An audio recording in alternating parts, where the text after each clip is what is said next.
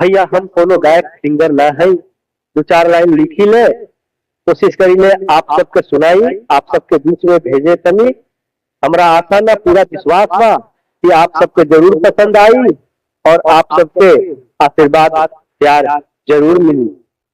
जिंदगी के बातों भरोसा, जिंदगी के बा कौन भरोसा, आज बा काल नहीं खेत नहीं थे, आज बा काल नहीं खेत नहीं थे, आज बा काल नहीं खेत नहीं थे, आज बा काल नहीं खेत नहीं थे। जिंदगी ही बुझो तो जवानी हो, जिंदगी के बसे तने कहानी हो, जिंदगी ही बुझो तो जवानी हो, जिंदगी के बसे तने कहानी हो।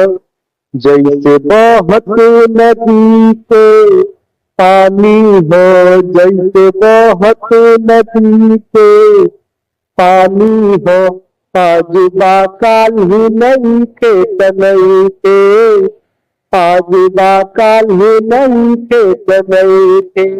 जिंदगी के बा कौन भरोसा, आज बा काल ही नहीं खेत नहीं थे, आज बा काल ही नहीं खेत नहीं थे, आज बा काल ही नहीं खेत नहीं थे, आज बा काल ही नहीं खेत नहीं थे।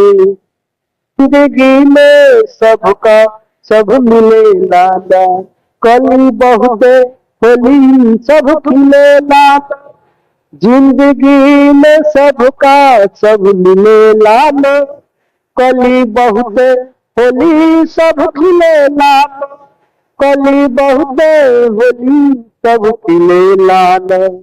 जिंदगी जैसे हवा के झोंका, जिंदगी जैसे हवा के झोंका, कहीं से आइल गइल तो गइल, कहीं से आइल गइल तो गइल। जिंदगी के बा कौन भरोसा, आज बा काल ही नहीं खेत नहीं थे, आज बा काल ही नहीं खेत नहीं थे। जिंदगी गम के सागर कहाला, जिंदगी खुशी के गम कहाला, जिंदगी गम के सागर कहाला, जिंदगी खुशी के गम कहाला। जिंदगी जिंदगी जिंदगी जिंदगी, जिंदगी गम के सागर कहाला, जिंदगी खुशी के आंगन कहाला, जिंदगी खुशी के आंगन कहाला। जिंदगी जबले तन से बजूरल, जिंदगी जबले तन से बजूरल, जब इरूठी नजर फिर लाए। जिंदगी के बा कौन भरोसा, जिंदगी के बा कौन भरोसा, आज बा काल ही नहीं खेत नहीं थे, आज बा काल ही नहीं खेत नहीं थे।